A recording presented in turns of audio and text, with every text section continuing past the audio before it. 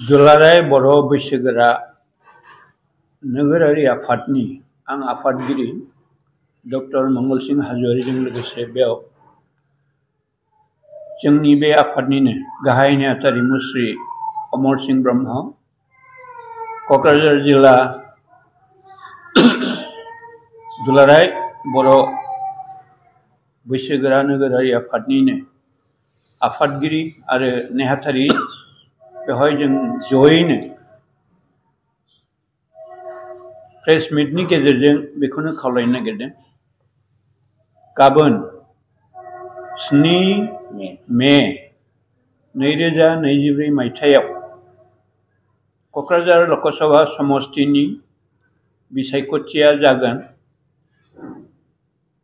बे बिसायख'थिनि मुङाव गुबुन गुबुन हानजानि जानानै फोसावनाय आरो फेहेरनायनि गेजेराव माबाफोर दाङाबाजि जालायदोंब्ला, माबाफोर जानाङि जाथाय जादोंब्ला बेफोरखौ गासैबो बावजोबनानै गावनि बिबेक भट जाहाथे होयो आरो बे इलेक्सन लकसभा समष्टिनि बे बिसायख'थिखौ जाफुंसार होयो।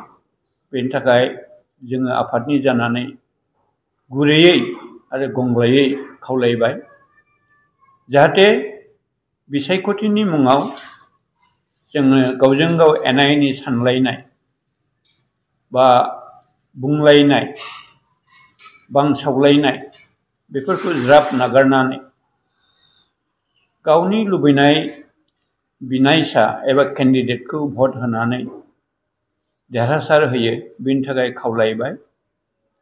जों बे बिसायख'थिनि गेजेरजोंनो नों दानागार आं दानागार अनलायनाय सिबिलायनाय बरायलायनायनि गेजेरजों थांनानै थानांगौ जायो आरो रायजो जानांगौ जायो। हालामनि, रायजोनि आरो हादरनि जौगानायनि थाखाय खामानि मावलायनांगौ जायो। बेनि थाखायनो माबाफोर बुंदेरनाय, माबाफोर बांसावनाय एबा गाज्रि मोनलायनाय एना एनि साननायफोरखौ जों बावलांनानै जाहाथे खौसेथि, गोरोबथि, आब्रुथि, रैखाथिनि थासारि दानानै रायजो जालायो। बेनि थाखाय आं खावलायबाय आरो दुलाराय बर' बैसोगोरा नोगोरारि आफादनि जानानै बयखौबो बे भट होनायाव एबा बिसायख'थि गेलेनायाव बाहागो लायो।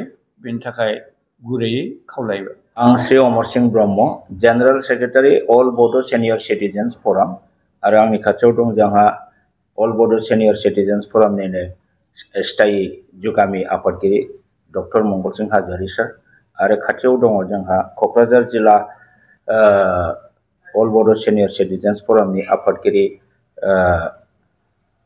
मदाराम नार्जारि बिथां आरो जोंहा डिस्ट्रिक्टनि क'क्राझार डिस्ट्रिक्टनि जेनेरेल सेक्रेटारि बिरेन्द्र बसुमतारी बिथां। दा दिनैनि बे बेलासि समाव आं बेखौनो बुंनो नागिरदों जे थांनाय बिसायख'थिनि फोसावदिं मेलफ्राव जोंनि गुबुन गुबुन हानजा गोबां राजनितिक दोलोनि गेजेराव जोंनि दैदेनगिरिफोरनि गेजेराव गोबां दान्थे बिदान्थे गोबां सोंखारिनाय जानानै थांबाय। नाथाय दिनै जिहेतुके बे फोसावदिं मेल समा जोब्बाय, गावजों गाव सोंखारिलायनाया जोब्बाय। दा बे हिसाबै जोङो दिनै जिहेतुके साफ्रोमबो नोगोरारिया गावबा गाव गोसो मथे गावबा गाव भटखौ गाव लुबैनाय केन्डिडेटनो होनो हायो। दा बे बे बारहावाखौ जोङो लाबोनांगौ।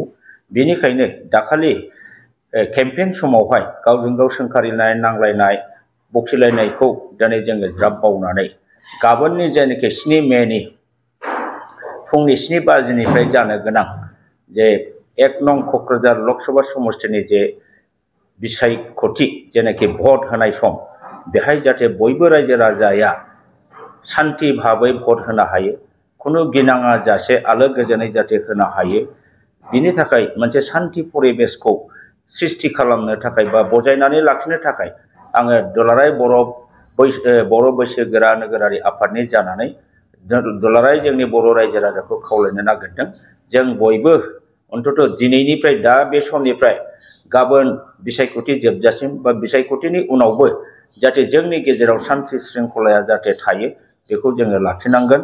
आं बेखौ दिनै बर' बैसोगोरा नोगोरारि आफादनि जानानै रायजो राजाखौ खावलायगोन नोंथांमोनहा बयबो साफ्रोमबो गावबा गाव गोसो मथे खुसियै गाव मोजां मोननाय केन्डिडेटखौ जाहाथे भट होयो आरो साफ्रोमबो जाहाथे ओंखारबोनानै जे भटखौ बयबो होफैयो शान्ति भाबै बयबो न'खरनिफ्राय ओंखारबोयै भटखौ होफैयो जाहाथे खुनु भटआनो जाहाथे थालाङा मिस जाया आं बेखौ खावलायबाय।